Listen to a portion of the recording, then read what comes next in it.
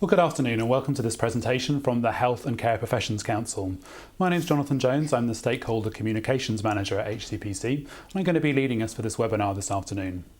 Before we get going, I've got two colleagues with me this afternoon. I'd like to start off by asking them briefly to introduce themselves, and if I could do that now, starting with you, Chris. Thanks, Jonathan. Hi there, my name is Christopher French. I'm a registration manager with the HCPC, and I've been working in the registration department for about 4 years now. Thanks, Katrine.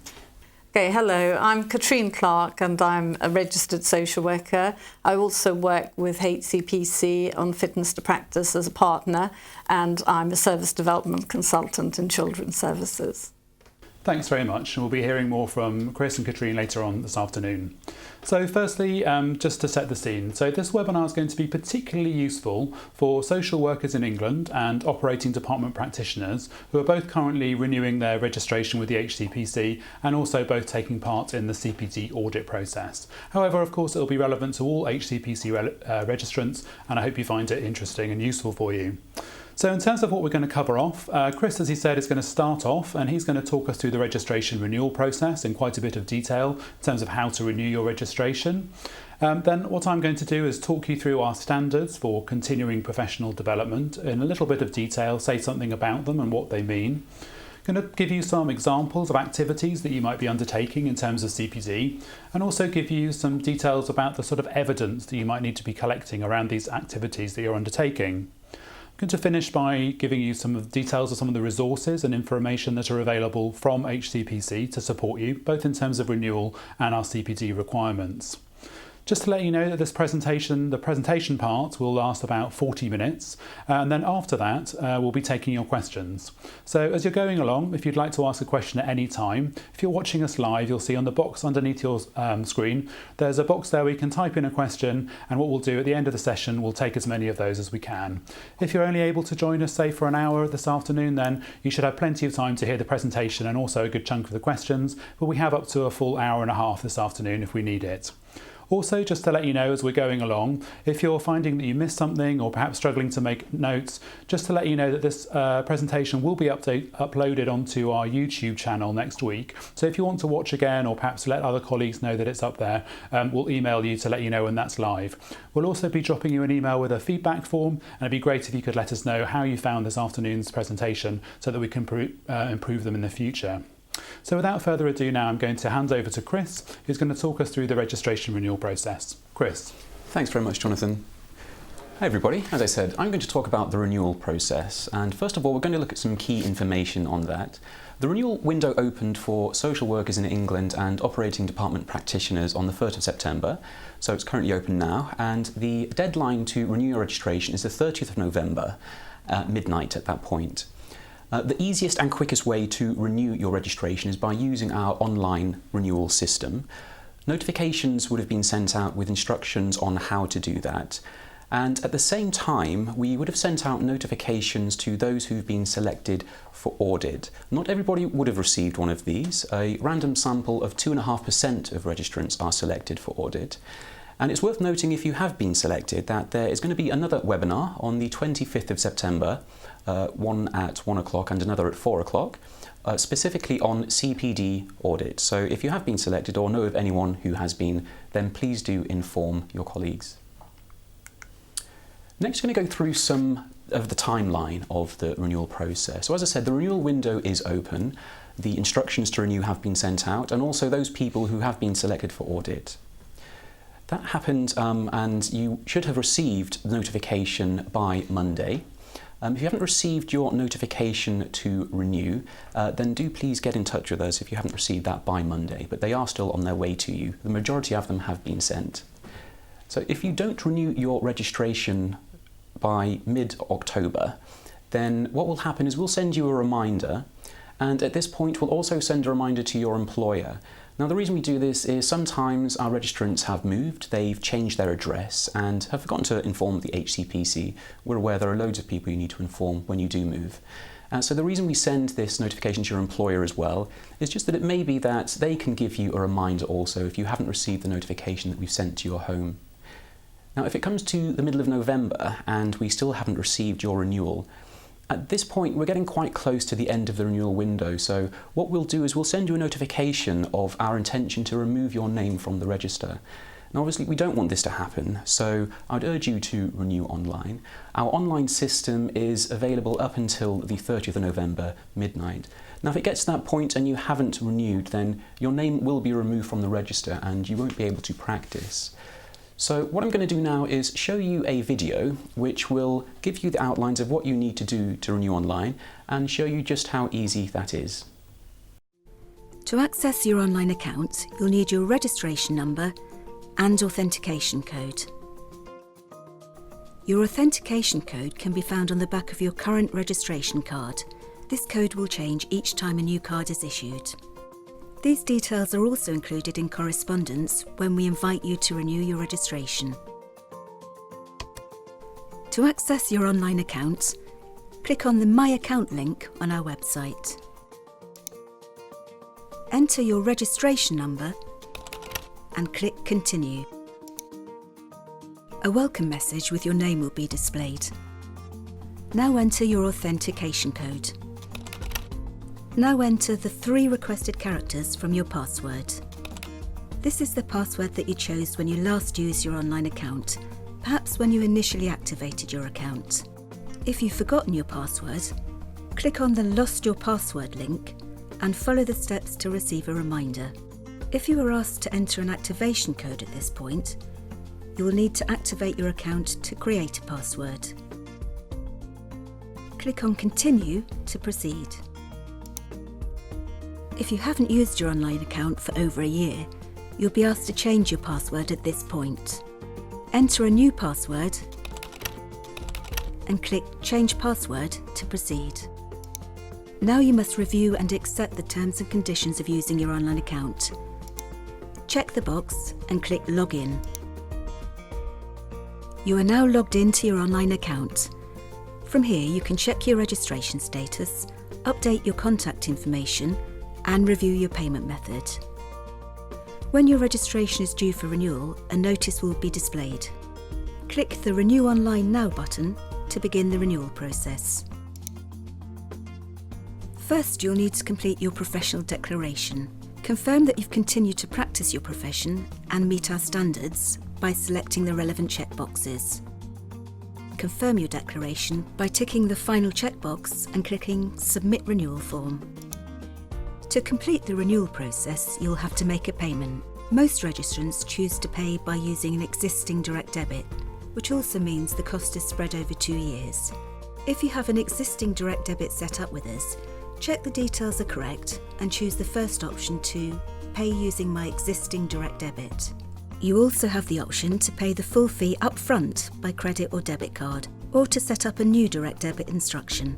Click the Next button to confirm selection. If you've chosen to pay by an existing direct debit, you'll be shown a payment schedule. To complete your registration renewal, click the Confirm Existing Direct Debit Details and Complete Renewal. Once the renewal process is complete, you'll see a completion notice with confirmation of your next 2-year cycle. Please note that your renewal will not be complete until we've received a payment, for example, if you've chosen to set up a new direct debit. Welcome back. I hope you found that useful, and I hope it does go to show just how easy it is to use our online system.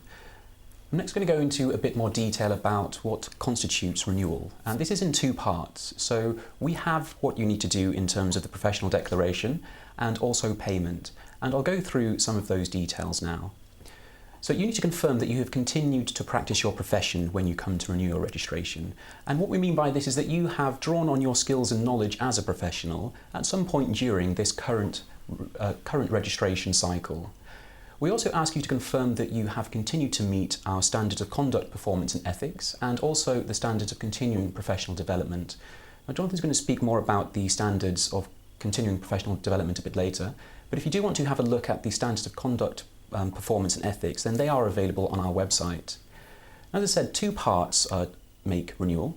So the second part is payment. Now, what we need is both of these together, and once we have received both of those things, your renewal will be complete. In terms of payment, you can either opt to pay the entire registration fee up front, or we do allow you to spread the cost of payment over 4 instalments of the 2-year registration cycle. So that really does spread the cost for you. And as I say, once those 2 things have been completed, your registration will renew. In terms of health and character, and what we're asking here is not if you're ill or unwell, we're asking you to tell us if there are any changes to your health which are affecting your practice. If that's not the case, if you do have an illness or you are unwell and it's not affecting your fitness to practice, you're managing these conditions, then we don't need to know about them. You can go ahead and click that there have been no changes to your health. In terms of character, what we're looking at here could be issues such as you are going through a disciplinary procedure with an employer, you've received a police caution or perhaps a conviction. What would happen in this instance if you do have such a thing is you do need to write in to us explaining the situation, and what would happen is our fitness to practice department would have a look at this and they would make a decision if there was any case to answer. So if you are able to tick all of the above options and you have the payment ready, you can then continue to renew your registration. Next, I'm going to speak about some common queries or concerns that people have around registration. Now, the first thing is for people who have been on a career break or who are currently unemployed. Now, as I mentioned before, in order to say that you have continued to practice your profession, you need to be able to say that you've drawn on your skills and knowledge as a professional. So if you've been on a career break but you have at some point worked during this professional cycle, then you can go ahead and renew. Likewise, if you're unemployed at the moment, you would have been keeping your skills and knowledge up to date by perhaps actively seeking employment. You'd need to know that the current sort of status of your market when you're going for interviews and also completing application forms. The next part is about receiving a police caution or conviction. Now, as I mentioned before, you do need to inform the HCPC if this is the case. Also, if you've been going through any disciplinary procedure with an employer. In regards to police cautions and convictions, these are what the HCPC's professions are known as notifiable professions. So if you are convicted or you receive a caution, we will be notified by the relevant authority. So it really is necessary that you inform us of this rather than we find out any other way. Again, if that is the case, the Fitness Practice Department will decide if there is any case to answer. Next, we move on to direct debits and people who have an existing direct debit and wish to change their details. Now, if you have an existing direct debit, the instalments will be taken on the 1st of October and the 1st of April, and this will be the date that they're always taken. So the first direct debit that will leave your account for this registration cycle will be the 1st of October. For those people who wish to change their direct debit details or set up a direct debit for the first time, this depends on when we receive your direct debit instruction. Now, we need to get this from you and we need your signature on it. The online system allows you to download the relevant form and that will need to be posted back to us, signed, and depending on when we receive this, that will dictate when we take the payment from your bank account. The next part is what happens if you had a health issue since your last renewal. Now again, as I mentioned before, if this isn't affecting your fitness to practice, if this isn't affecting your ability to practice, then the HCPC don't need to know about this. If you're managing it and it is that you are able to continue working, then this is not an issue as far as the HCPs are concerned, as you are continuing to do your role. Now, claiming tax back. This is something that not many people are aware of, and we actively encourage people to do this. HMRC, Her Majesty's Revenue and Customs, have deemed the fees that you pay as registrants are tax deductible. So you can claim up to 20%, in fact it is 20% that you can claim back, meaning that the annual fee of £80 is reduced to £64, 20% saving. The link that you can see here is the best place to go to for you to get the information on what you need to do to claim this tax back, and there are very clear instructions there on what you need to do. Now, this isn't just for people who are self-employed. This is for all registrants, no matter what capacity of work they are in or otherwise. Okay, next moving on to what happens if you do not renew your registration. As mentioned before, the deadline is the 30th of November at midnight, and our online system is open until that point, so please do take advantage of this time that we have now. If it comes to the 30th of November, midnight, and you have not renewed, your name will automatically be removed from the register. This means that you're not able to continue to practice using the professional title. So consequences of this could be that you are asked to leave work, for example, as you're not able to carry out your role. You may be put on to reduced role, and that could mean reduced pay. You would need to discuss this with your employer. We will send a notification to your employer as well to inform them that you have been taken off the register. The HCPC, in its role to protect the public, need to make people aware if you're not on the register. What will happen at midnight is we'll automatically send out a data file which will give information to you and what to do to get back onto the register. So this will be posted out to you. Now that will contain instructions on how you get back onto the register, known as readmission. You have up to the 31st of December in which to do this, and if it gets past that point, then you'll need to complete a more complete readmission form, and this will involve paying a readmission fee. You'll also need to get a character reference and have documentation that's been certified that clarifies your identification and also your home address. So if you do find yourself in the situation of being taken off the register, we'd like you obviously not to be at that point, but please do send the information back as soon as possible. And just to note, by law, in order to practice using the professional title, you do need to be on our register. I hope I've covered some of the things that you may have had in your mind, but I'll be here at the end of the presentation also, so I'll be happy to answer any questions directly to you. We expect that all registrants would have received notification and instructions of their renewal by Monday next week, and also those who have been selected for audit.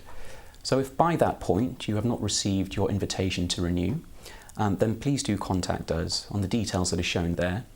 And if I can help with any questions at the end, again, please do ask them to me. I'm now going to hand over to Jonathan, who's going to speak through the continuing professional development audit. Jonathan. Thanks very much, Chris. I hope you found that useful in terms of explaining how to renew. And also, as Chris said, if you do have a question for him, please do tap that into the box underneath the screen if you're watching us live, and we'll try to take as many of those questions together at the end of the session. So, as Chris mentioned, I'm going to talk to you next about our continuing professional development requirements. So firstly, just by way of introduction then, it's a statutory requirement that all HCPC registrants undertake continuing professional development and as a part of maintaining their registration with us.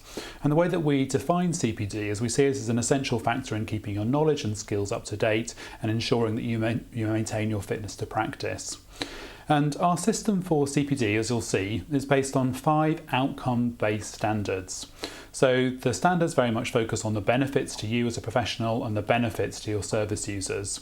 So unlike other systems for CPD, they're not fixed on doing particular hours or collecting points. They're not about the amount of CPD that you've done, but they're very much on the outcome, based on the outcomes of those activities. So we have 5 standards for CPD, as I mentioned, and what I'd like to do next is talk you through those standards and say a little bit about each of them. So the first standard said that a registrant must maintain a continuous, up-to-date and accurate record of their CPD activities. So the first thing to say here is that in terms of that up-to-date and accurate aspect, that's the record that we're referring to.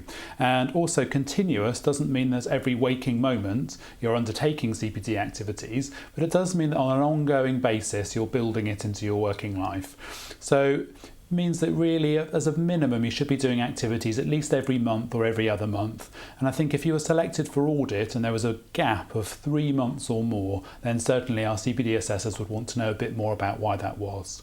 So on an ongoing basis, you need to be undertaking activities. Now, the record that you're keeping and the way in which you're recording those activities is really very much up to you. So if you're a member of your professional body, then a number of professional bodies have very good online or paper-based systems that you could use for that. Your employer, in fact, may well have a system that they expect you to use if you're in an employed environment, or you can simply devise something yourself which works for you. So you might have a simple Word or Excel spreadsheet in which you keep a record of those activities. Importantly, with a note of the date as well. So you do need to be able to show that they're happening on an ongoing basis. So the second standard says that a registrant must demonstrate that their CPD activities are a mixture of learning activities relevant to current or future practice. So first of all, in terms of mixture of learning activities, I'm going to say a little bit more about that in a moment in terms of what we mean by a mixture of activities.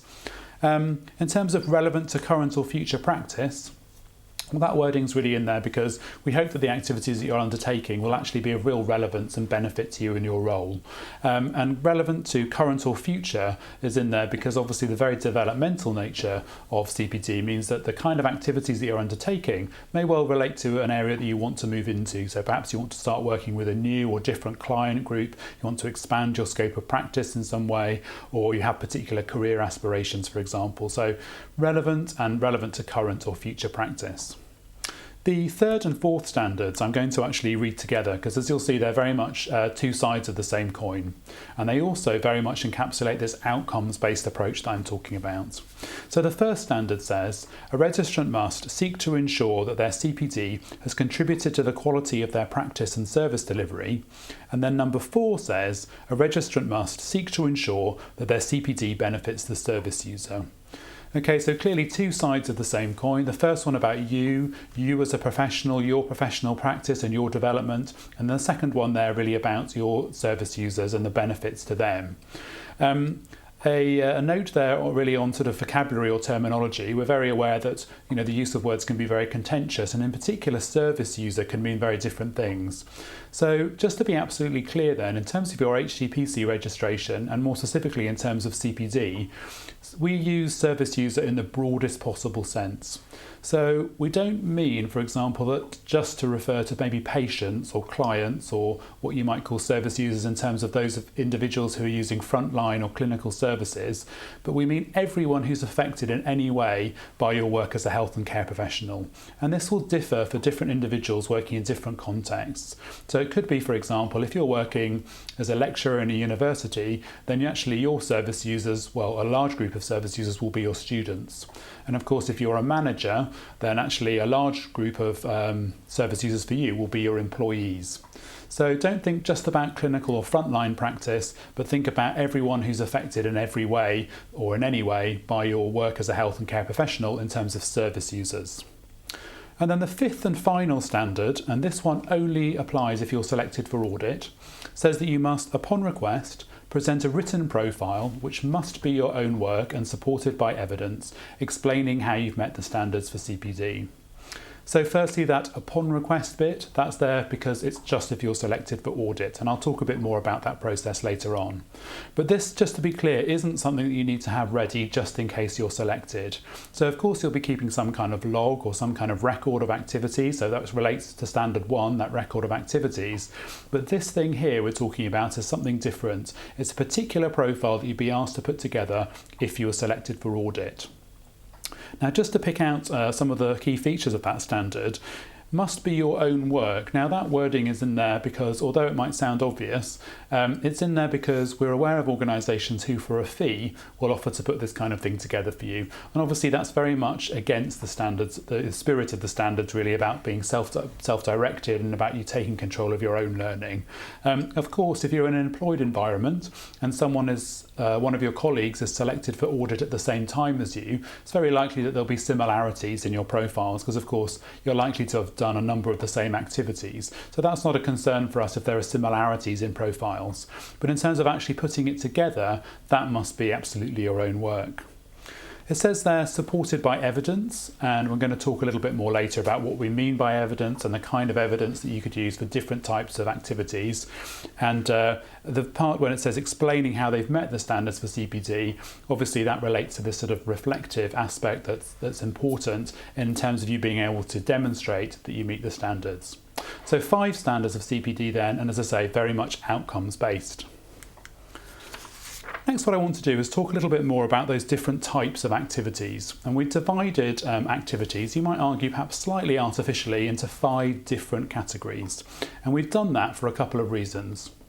The first reason is really to reflect the fact that people like to learn in different ways. So people have different learning preferences for different learning styles. So you might like learning through doing, you might like someone showing you how to do something, you might prefer to hear someone speak about something at a conference, or you might prefer, for example, actually to do some of your own research, whether that's on the internet or reading journals. So different people like to acquire knowledge in different ways, and for that reason we've included different types of acquiring knowledge, different types of learning in our CPD standards.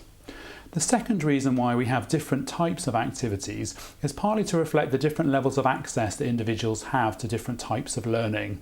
And one of the constraints or one of the factors might even be, for example, geographical. So it could be that if you're working and living in a very isolated rural area, then sort of large international conferences on your subject of interest are unlikely to come to you locally. So you could have difficulty in accessing some of those types of learning, for example. And the other type of constraint that we're very aware of is either financial or time constraints. So of course, the level of funding that you have available, the level of time that you have, amount of time that you have available to undertake CPD will also vary according to your circumstances. So for that reason, different types of activities with different types of commitments and access requirements. So I want to talk just a little bit about each of these 5 different types of learning and 4 different types of activity and say something about each of them.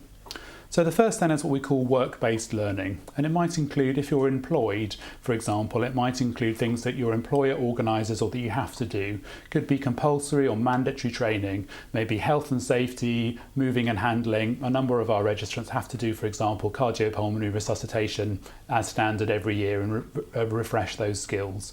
So it could be something like that that's laid on by your employer.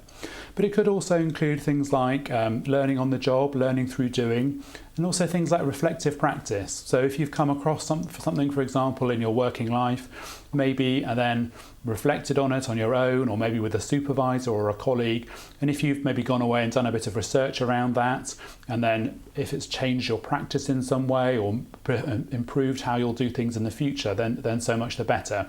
And that in itself, that kind of reflective practice, would be an example of a type of CPD activity. The second type of activity is what we call professional activity. This one means being involved in the promotion of your profession in some way, and that could be, for example, through your professional body. It doesn't mean simply being a member of your professional body, it means being a bit more engaged than that.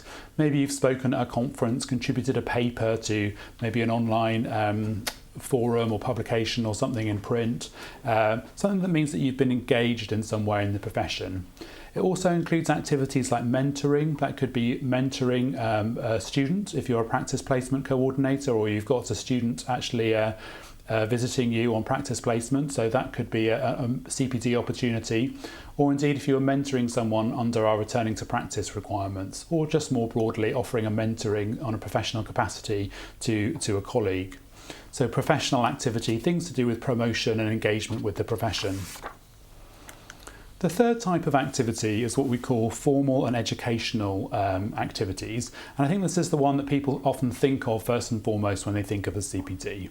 It includes things like going on courses, attending conferences, undertaking a particular piece of further education or research, things like that. Now, the important thing to sort of bear in mind here is that we don't make any sort of value judgment on which types of activity or which types of learning are more valuable than others. So it's important not to think just about CPD in terms of going on courses or just in terms of, attending conferences and so on. So it's in there, but obviously only one of 5 different types of activity. And then the fourth type of activity is what we call self-directed learning. Now, hopefully that's fairly self-explanatory. It means something that really you're sort of undertaking off your own back. So something like doing internet research, reading journals, articles, books, those kind of things, something that you're doing yourself and directed by yourself. And then the fifth and final type of activity is what we call other, for want of a better word really, and it includes things like public service and voluntary work. It must be something that relates in some way to your work as a health and care professional. So you need to be drawing on those knowledge and skills in that capacity. So, for example, being an expert witness is a good example, which a number of our registrants get involved in.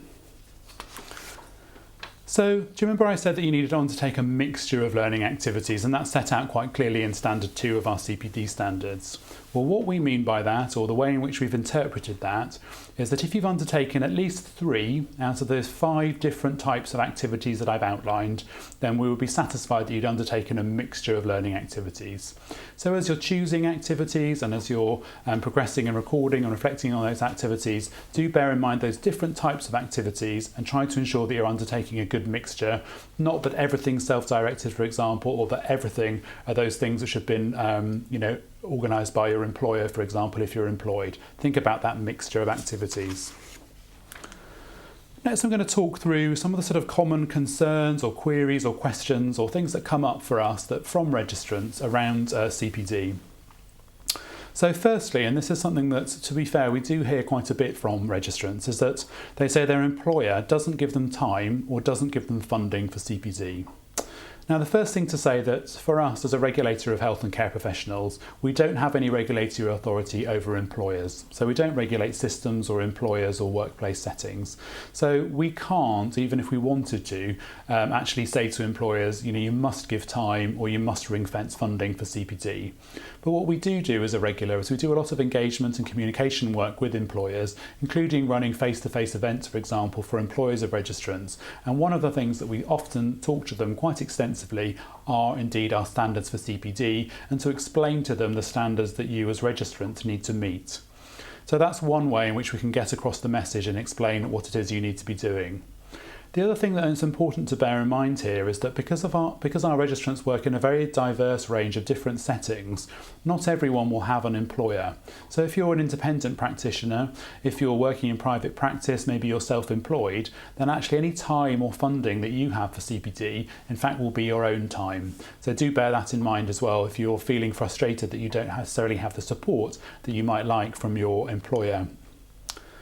Another query or common concern that we have is from people who say that they're in academia or management and they ask what CPD should they do. Well, the thing to say here is that CPD is very much individual to you and your particular circumstance. So in academia, for example, the kind of activities you'll want to be doing will probably be around keeping absolutely up to date with the most relevant developments in your profession. And if you're working in management, then it may well be that your CPD activities, could even relate to management competencies, for example. So you don't need to think about, for example, activities just being about frontline practice or just being about clinical practice. CPD can be about anything to do with you as a professional. So different types of activity will be more relevant and more common among different types of professional groups. People often sometimes say to us, how do I know if an activity is relevant? Well, again, really, this is one where we're looking very much to you to make those kind of informed decisions about what actually you need to do to keep your knowledge and skills up to date. So it's not really for anyone else to say, but you need to be taking a decision on a case-by-case basis. It's also one of the reasons why that wording is in the standards 3 and 4, where it says that you need to make sure that, or you need to seek to ensure that your activities benefit you and seek to ensure that your activities benefit your service users. So although not every activity you undertake will actually be that useful or that helpful, we recognise that you're setting out from a place of wanting to identify activities which will be beneficial. People sometimes say to us that the activity isn't on the list. Now, what they mean by that is that we've provided examples of activities, both on our website and in our publication. In our publications around CPD, we've given examples of CPD activities, but they really are just that. So they are examples. That's not designed to be an exhaustive list. So if you're worried that something that you're doing isn't on a pre-prescribed list, please don't worry that it won't be appropriate in terms of CPD. That's actually very much for you to determine. And finally, people sometimes say to us that they're either currently unemployed or that they have been unemployed, as part of the last 2 years of registration. So they sometimes have a concern about their access to CPD. Well, what we would say here is that actually CPD is linked to registration. So if you're on our register, you have to meet our standards, and those include our standards for CPD. So that means that even if you are unemployed, you still do need to be undertaking CPD. Now, of course, the kind of activity activities you might be doing will be very different. So you wouldn't, for example, have access to the kind of CPD activities that an employer might arrange for you. But if, for example, you're actively seeking work and you're therefore researching employers, you're updating your CV, you're writing job applications, going for interviews, all of this information in terms of updating your knowledge and skills and keeping up to date with the sector, all of this could absolutely be used as CPD activities, because it's something which is to do with you as a health and care professional, even though you might not think it's actually about frontline practice or clinical practice. But those kind of activities you could include as examples of CPD activities. Next, I want to talk a bit more about evidence. So do you remember that Standard 5 said that if you were selected for audit, you need to put together a profile and it needs to be supported by evidence? Well, what you need to be doing on an ongoing basis is recording some evidence and keeping some evidence of activities that you've done. And what we've done here for you is we've divided evidence into 3 different categories. Now, you don't have to have evidence from all 3 of these different categories, but it's just for the purposes of explanation, really, we've divided it into 3 categories. So the first type of evidence might be materials, what we call materials from others, things like certificates and letters from service users or clients. So these are obviously something that somebody's given to you as a result of you having done something, or perhaps you've sought feedback from someone and they've given you some particular materials. The second type of evidence is what we call materials you produced yourself. So these could be, for example, presentations you've given, business plans, service user and carer information, or induction materials for new staff. Now, some of those examples that we've thrown in there, I guess, are kind of deliberate curveballs, if you like, because you may well think to yourself, well, why is a business plan evidence of a CPD activity? Well, we've put that in there particularly to reflect the diverse settings in which our registrants work. So if, for example, you were in an employed environment and you're wanting to move into private practice, maybe you're setting up your own business for the first time, actually you'd need to develop a business plan, and that business plan itself could be the evidence of that activity having taken place. So once again, just to outline, everything about you and being a health and care professional in any capacity is appropriate, not just clinical and frontline practice. The third type of evidence is what we call materials showing you've reflected on and evaluated your learning and work. So sort of slightly softer type of evidence here, I suppose, could include things like personal development plans, maybe if you're employed, evaluations of courses and conferences that you've attended. Could include also things like diary entries, meeting notes, notes that you've made maybe after a particularly helpful supervision session that you might have had. So all of these things which are showing that you've reflected on and evaluated practice and that there's a real learning opportunity there for you, those things also you could use as evidence for CPD activities having taken place. Next, I want to go over a few of the sort of common concerns or a few of the common queries that come up around evidence. The first one is, does it need to be signed off? Well, the simple answer is no. So you are actually responsible yourself as an autonomous and accountable professional to undertake activities and record them. Nobody else needs to sign that off. And effectively, if you say to us that you've undertaken an activity, we believe you. Okay, so you're bound under our standards of conduct, performance and ethics to act with honesty and integrity, and that does include in dealings with your regulator. So effectively, if you say that you've done something, we believe you. So nobody else signs that off or authenticates it in any way. People ask us sometimes, how much evidence do I need to keep? Well, again, we're looking really for you to make an informed and proportionate decision here. I suppose what we would say is that, if you've read a book and you found the whole book useful, you don't need to keep the whole book as evidence, for example, but maybe you need to draw on certain paragraphs, or if it's an article, highlight certain passages and show what it is that's actually been useful for you and what's been particularly valuable. I suppose the other thing to bear in mind is that if you are looking back and if you were selected for audit and you're putting a profile together, the amount of evidence that you need to keep probably would need to be enough to allow you to then look back, reflect, think about what the value there of that activity was. So think about what you need to keep for your own reference in terms of referring back to the value of that activity. Third one that we do hear from people is, what if I've lost my certificates or other evidence? So maybe, if you've moved between employers and maybe you can't download or print off records of courses that you've done, or you're not able to get hold of certificates of attendance for things. Well, the first thing to bear in mind is, within reason, it would be helpful, I suppose, if you could see if you could get duplicates or request those. But much more importantly, I would say to focus actually on the activities and focus on the benefits of them, and don't get too fixated on the certificate or the piece of paper, if you like, because I've already outlined it's very much the outcomes which our assessors will be looking at, and in terms of meeting our standards, it's very much the benefits for your service users and yourselves which are important, rather than, for example, a piece of paper showing that you've done something. Also, think about whether you could evidence activities in a different way. So if it's a certificate of attendance for a conference that you've lost, well, could you provide some reflection on the benefits to you of attending that conference and therefore use that as your evidence? So don't get too kind of hung up on the idea of having to have certificates. Next, what I want to do is talk you through the audit process in a little bit more detail. Now, Chris has already mentioned that this process runs alongside the registration renewal process. So when every profession renews, we select 2.5% of those renewing and we ask them to submit a CPD profile. Now, for social workers in England and for operating department practitioners who are currently in renewal, these notices were sent out last Thursday, so a week ago today. So you should now have received that notification. Just to be absolutely certain, because they may be delayed in the post, we're saying if you haven't heard by Monday the 15th of September, if you haven't received a notification, that means you definitely haven't been selected for audit this time around.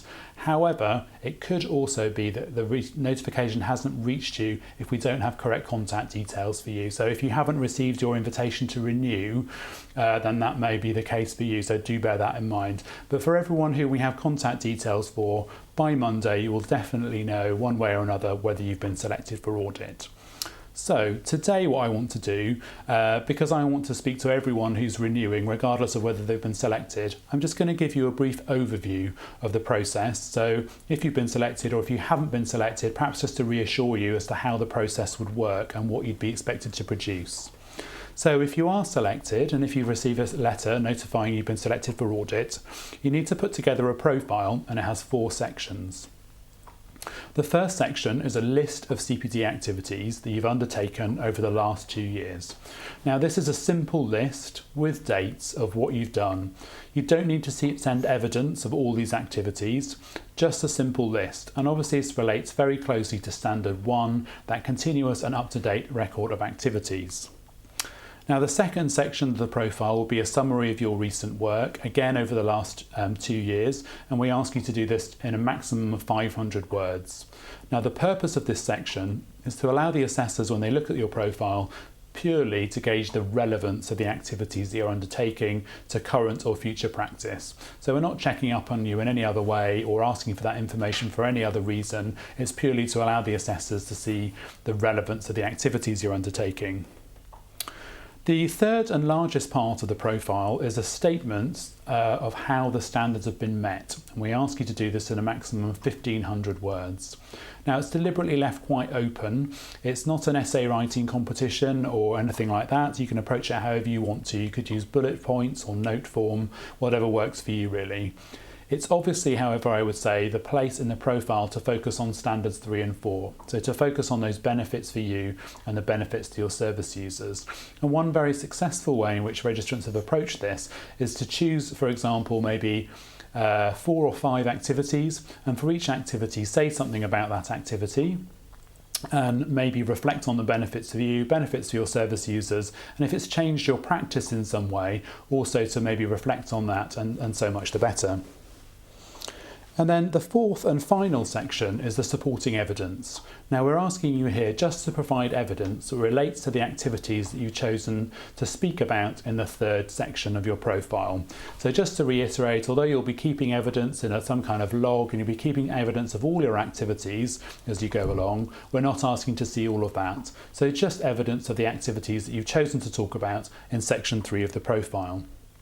Now, as I've said, this webinar is really designed for everyone who's renewing, but if you have been selected for audit, or if you have colleagues who've been selected for audit, I would very much urge you to join us for a separate webinar, which is on the 25th of September. At the same times, we'll be running sessions at 1 o'clock and 4 o'clock, and that one is specifically for those individuals who are selected for audit, and I'll talk you through in a lot more detail the audit process, and also putting together that profile if you're selected for audit. So if that's the case for you or colleagues, then please do put that date in your diaries.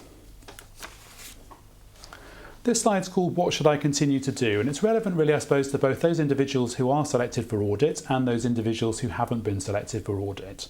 So what all registrants need to be doing the whole of the time as part of maintaining their registration is keeping a record of all your CPD activities. So as I've said, whatever way works for you, online, paper-based, just somewhere where you're keeping a record of activities, and importantly a note of the date as well, because you need to be able to show that they're on an ongoing basis. Also, you need to be considering or keep considering whether activities are relevant. So keep making those informed judgments about what you need to do to keep your knowledge and skills up to date. And also think as you're going along about the learning outcomes. So think about what the benefits are to you and reflect on maybe how you could demonstrate, if asked, what the benefits are for your service users. That's really important. Also, make sure that you're continuing to do a mixture of learning activities. So make sure it's not all courses put on by your employer if you're employed. Make sure it's not all self-directed, not all internet research, not all stuff that's gathered, for example, through your voluntary work. So a mixture of learning activities. And also remember to keep that evidence. So keep storing evidence of activities as you go along, because that's very much what you'd need to draw on if you were selected for audit. And then finally, from me then, some of the resources and information that are available to support you from HCPC in terms of CPD. So I've already mentioned that the website has a fantastic range of information in terms of CPD. That includes audiovisual presentations, both longer and shorter pieces, which you could watch either one-to-one or in a group setting, about our standards and the audit process. So do have a look at those if you haven't done already. We also have a range of CPD publications available, and these include detailed guidance on the audit process, what would happen if you were selected for audit, examples of activities and evidence that you could use. And also we've published CPD audit reports which detail both the statistical and anecdotal outcomes of the audits that happened to date. So for those professions who've already been audited. So do have a look at those. So thank you very much for listening to us. We're now moving on to the section of this afternoon where we're going to be taking some of your questions, both on registration renewal and CPD. And I'm just going to take a look here to see what questions we've had in. And Chris and Katrine will be joining me for this section of the session, and we'll be getting through as many of your questions as we can. So the first one I can see here is about renewing. So I'll come to you on this one, Chris, if I can. Of course. And it says, I'm currently living abroad and they're worried about how they can maintain their status with HCPC and how can they re-register in September this year. Okay. Chris. No matter where somebody is in the world, if they are on the HCPC register, then you do need to keep your skills and knowledge up to date and continue to practice your profession and meet the standards of proficiency as well. So if you're doing that no matter where you are, then you can go on to renew your registration. I'd say the quickest and easiest way to do this is the online system. Now, no matter where you are in the world, we will send out notification of renewal to you with the instructions on there. And just bear in mind, depending on where you are, it may take a little longer to get to you because it's being sent international mail. But once you receive those instructions, you will be able to renew online. So it doesn't matter where you are in the world. If you need to, if you're still keeping your skills and knowledge up to date, then you can go ahead and renew. It's just worth mentioning, if you are working abroad, just make sure that you are complying with any local or national regulatory or professional body, for example, legislation that you should be doing.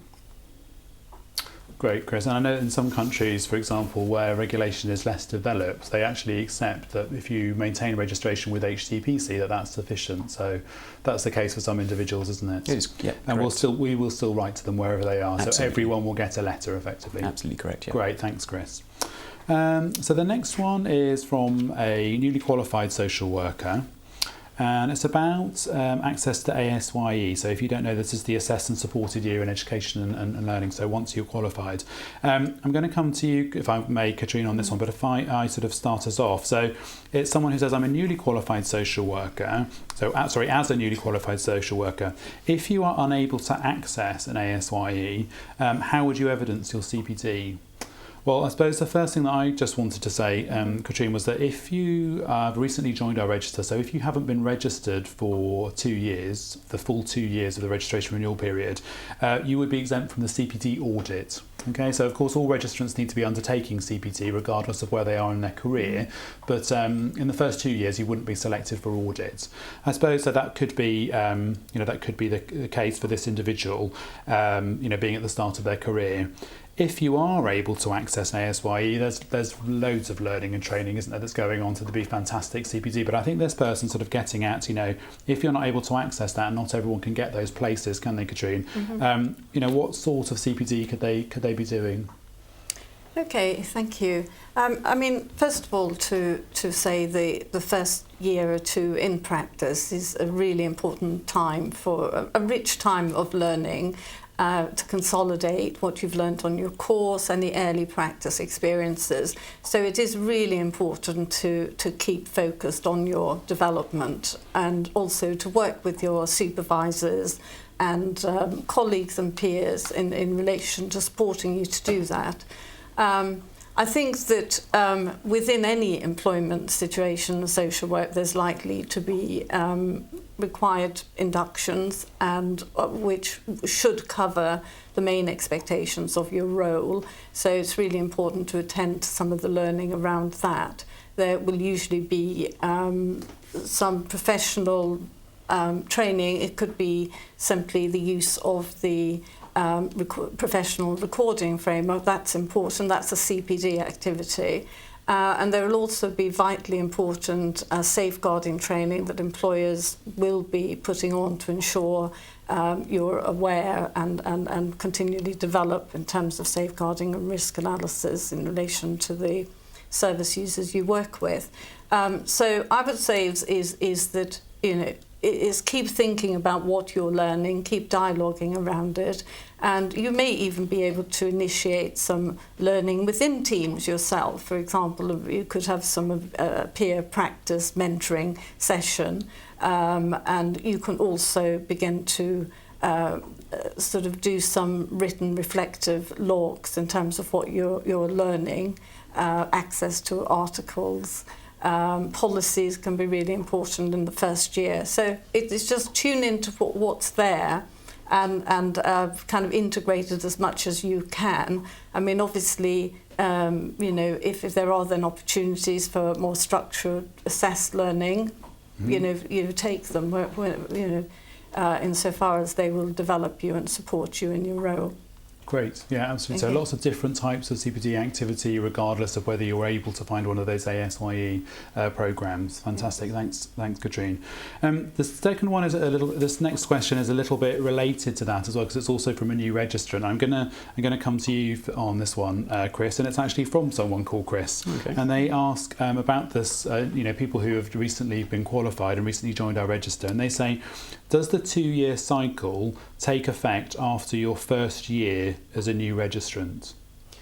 It would. In terms of if you were to be selected for CPD audit, then there needs to be a full 2-year cycle before you are actually able to be selected, because the audit process is about that 2-year part. So that's right. Yes. But I think maybe what might be useful to explain to individuals who perhaps aren't social workers, that the way that registration works for us, I guess, is that when you finish your training, so regardless of whether you do any support test and supported year, when you finish your qualification, that's when you join our register.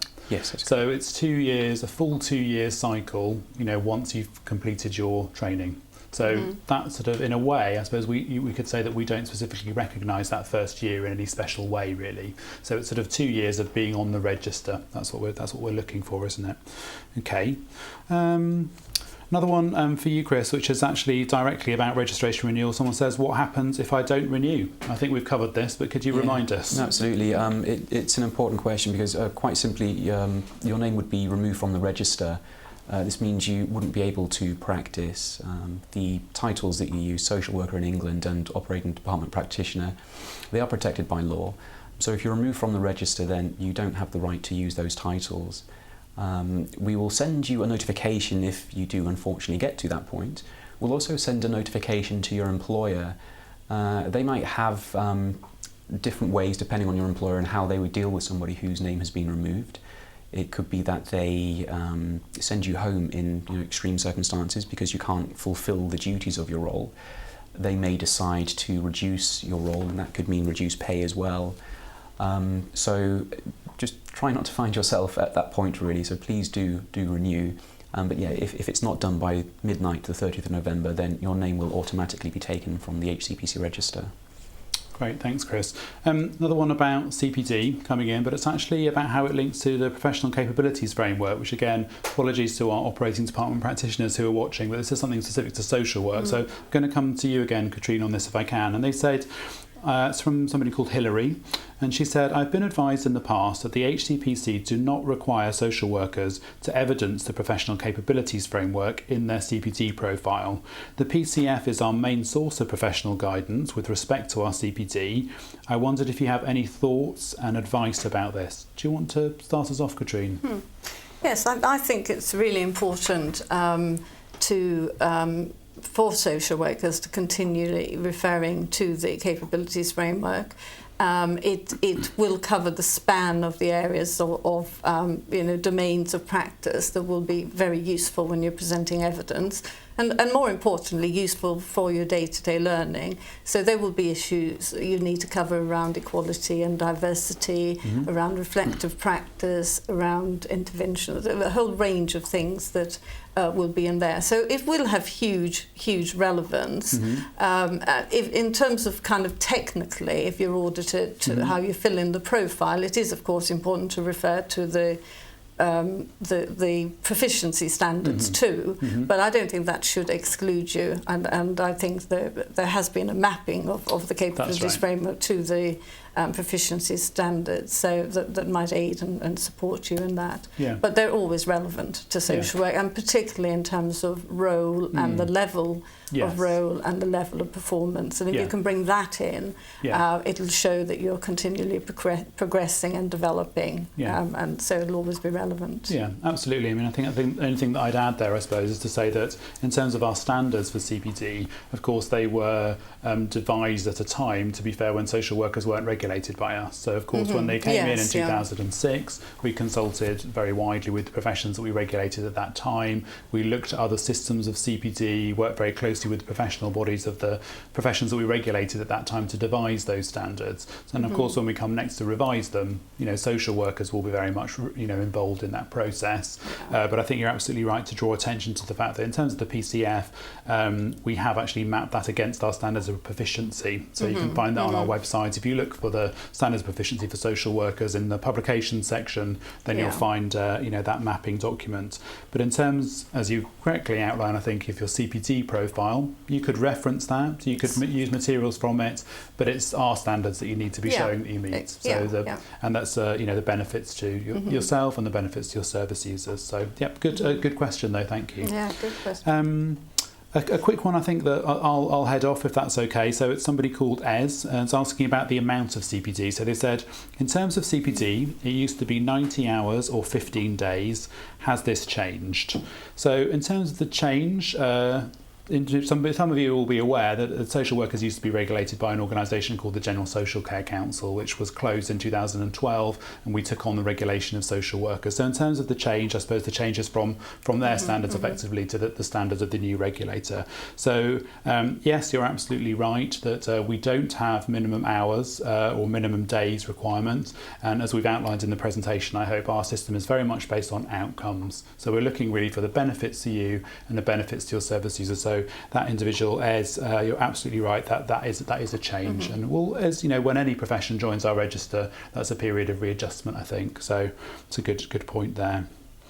The next one is from someone called David, and he says, what do social workers do if they've been off sick for 6 months? Do they record this, as it would leave a gap in their CPD record? Well, I suppose, first of all, in terms of renewing your registration, Chris, would you need to record anything there if you'd been off sick for 6 months? No, not if it was not affecting your ability to practice your profession. So it sounds like the questioner has been working because it's 6 months out of the 2-year period. So if it's not currently affecting their ability to practice, then the HCPC don't need to be made aware in terms of renewing the registration. So I think the question there is a little bit more about CPD, isn't it? So if you were selected for CPD audit, I mean, if you've been on long-term sick leave, then you could consider deferring your audit. So what that means is, if that's the case for for you, you could write to us and let us know that that's a situation for you. And what that would mean is you wouldn't have to take part in the audit this time around, but you'd automatically be selected in 2 years' time. So that's a process that's open really for individuals to be sort of fair and proportionate for those for whom it isn't appropriate for them to take part in the audit really.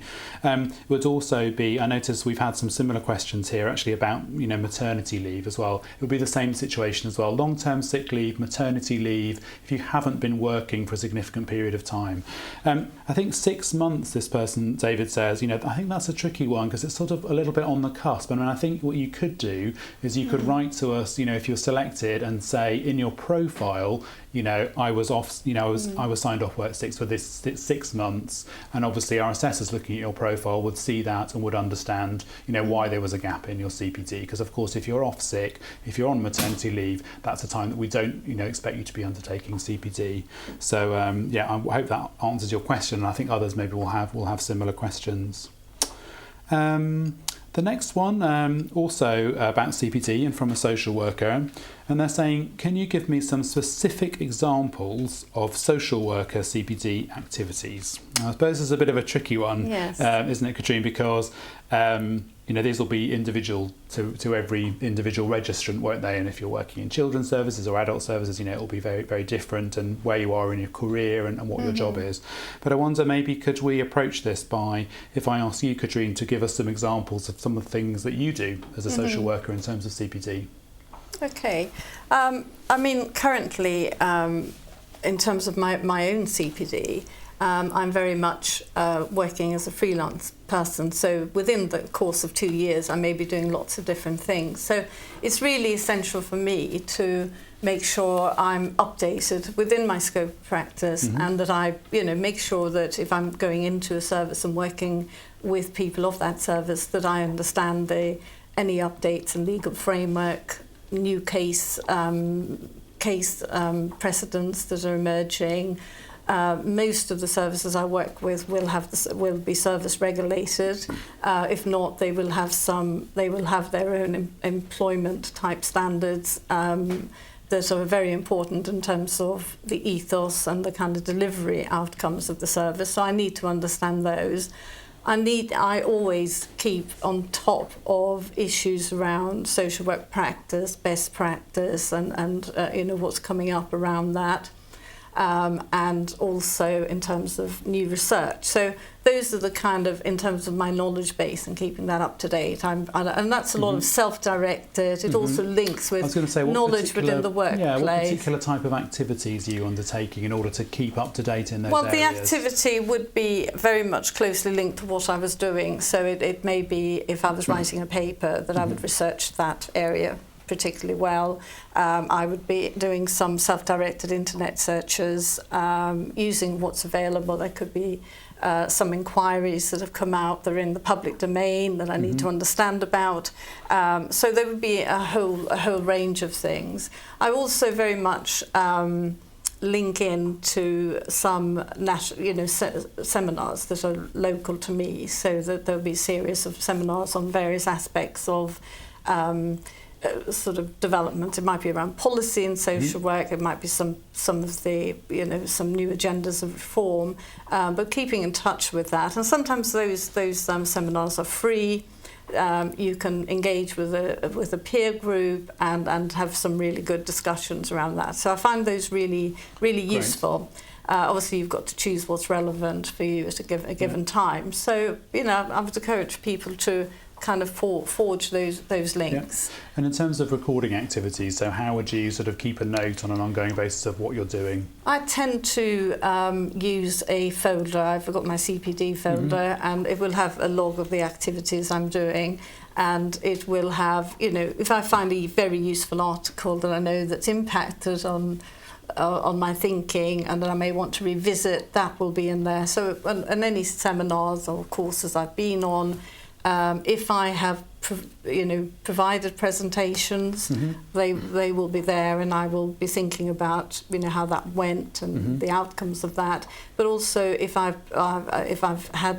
been in groups where there've been presentations and they've been really helpful and useful, I will tend to keep those as well, always dated and usually with a little note about kind of what I've learned, how I've used it, etc. Great, fantastic. So some great examples of activities there, and also in terms of useful to hear how you record them. So if people watching want more of those examples, you can have a look on our website. We've got a list actually of activities, and also give examples of evidence that you could use for those activities, and also some of those little online videos that we have as well give you more sort of tips and examples around that.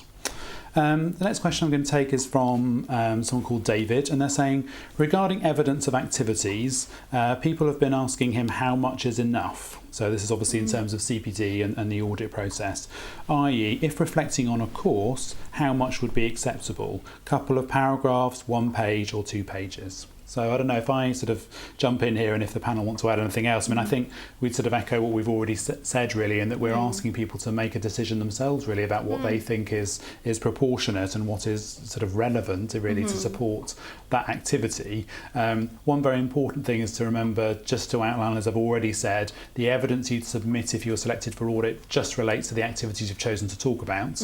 So, in terms of how much, if you sent us evidence of everything you've done over the last 2 years, that would certainly be too much. But in terms of particular activities, what you think you need to do to evidence that. The other thing, again, I'd say, about evidence is, we're not talking really here like evidence in a course of law, to provide categorical proof that something happened. It's something that just documents, relates to, supports a particular activity, shows really that it's taken place, I guess.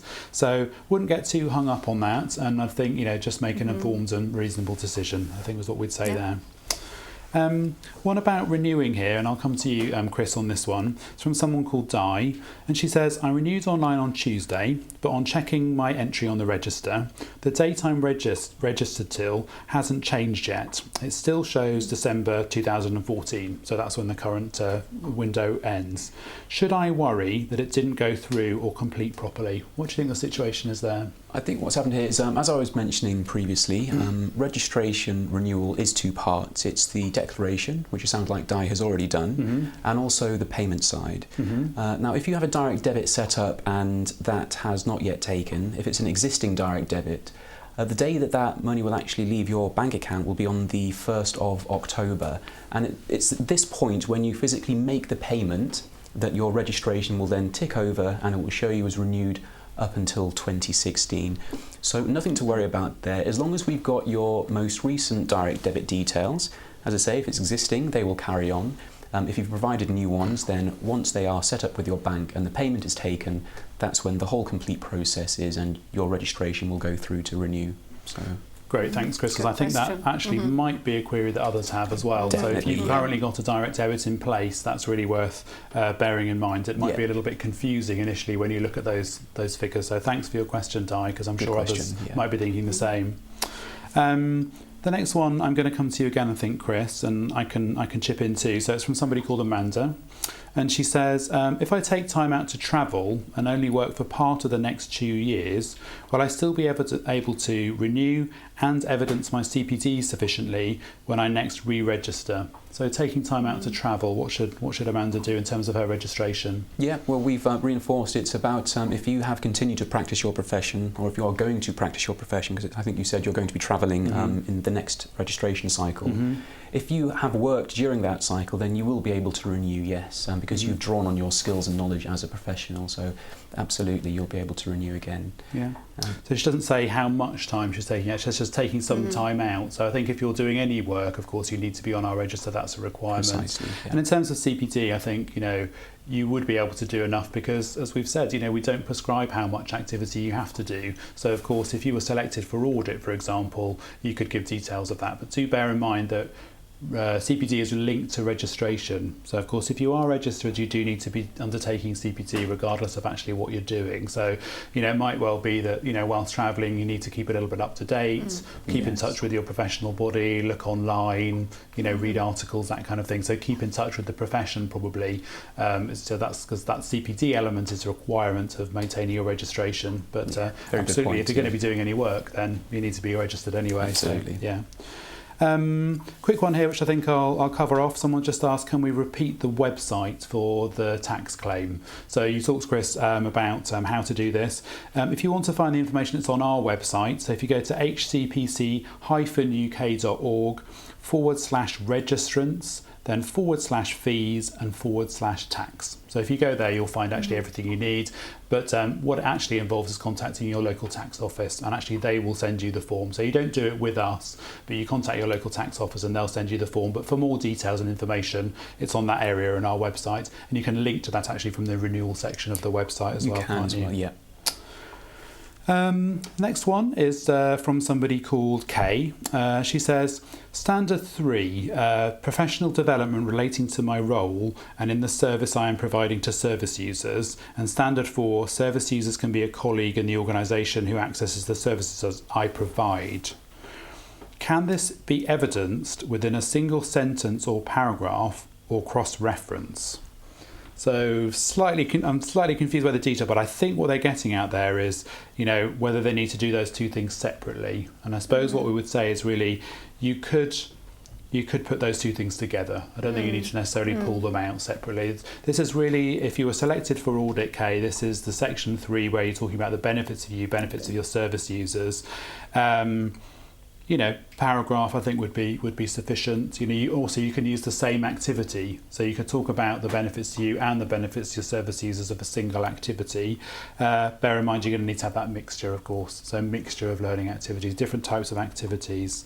So absolutely you can cross-reference. And in terms of single sentence, single paragraph, again, it's very hard. We've got those maximum word limits in the profile, but we're not really that prescriptive in exactly, how much you need to say. So I think if you can do that in a paragraph, then that's good. If you need 2 paragraphs, use 2. So it's very much sort of up to you, and we're not actually that prescriptive. I'm going to come to you on this one, Chris, because it's another one about registration. It's somebody called Abid.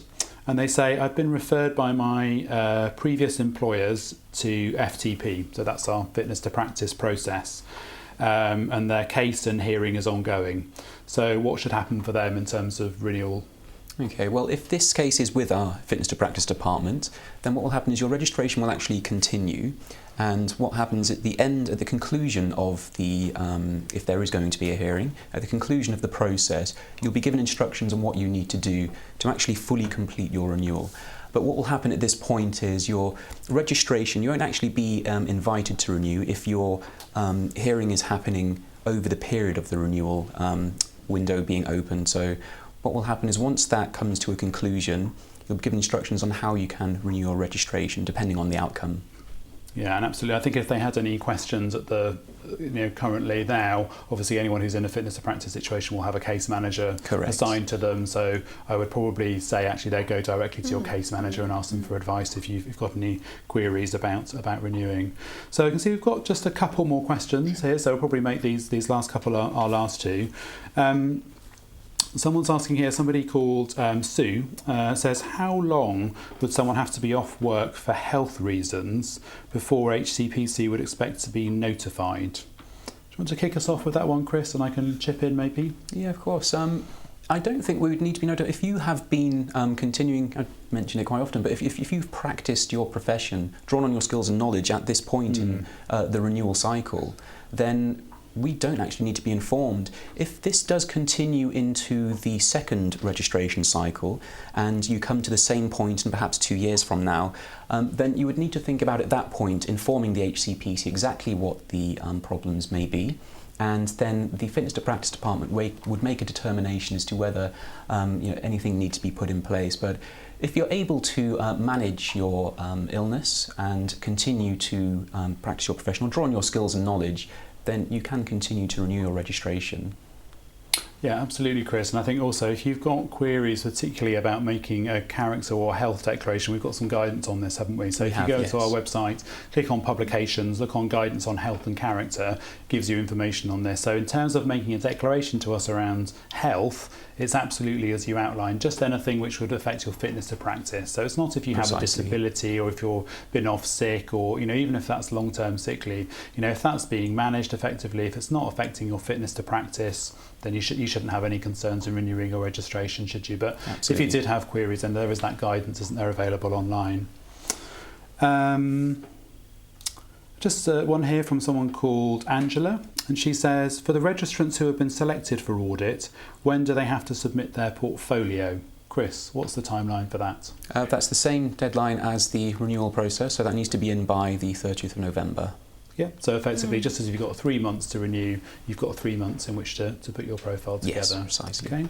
I've just got one final question that I'm going to take here, which is about the sample size. So someone's actually saying they don't think it's robust enough. So they say you're only looking at 2.5%. So what about actually everyone else who isn't being audited? So maybe if I can say something on that for you. So as I mentioned, when we set out these standards, what we could have done, for example, is we could have asked all registrants who, when they renew, to submit a CPD profile explaining how they've met the standards. But we wanted to find a system, I suppose, which was a bit more proportionate and also less onerous on us as a regulator and on our registrants. So what we did is we set on this idea of having an audit, which is just like a snapshot really of those renewing. And it started off, actually, it was 5%, so it was slightly higher. So 5% initially when we first started audits in 2008. And the first couple of professions that were audited, we did them at 5%. But actually we were so pleased with the level of compliance with the standards and people doing a good range of activities in terms of CPD that we felt confident in actually reducing that sample size to just 2.5%.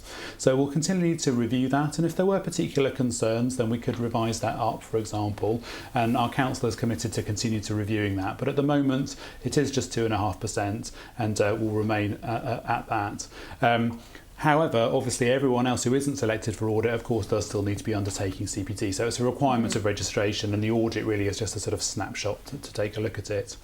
As we have been getting quite a number of queries, before I close the session, we've had quite a lot of queries about CPD and about the CPD audit process. I just wanted to remind everyone watching today that we are running another webinar, which is just about the CPD audit process and our CPD requirements, what would happen if you're selected for audit, and so on. So just a reminder again, that's on the 25th of September, and there are sessions again like today at 1 o'clock and 4 o'clock. So do put that date in your diary if you'd find that useful.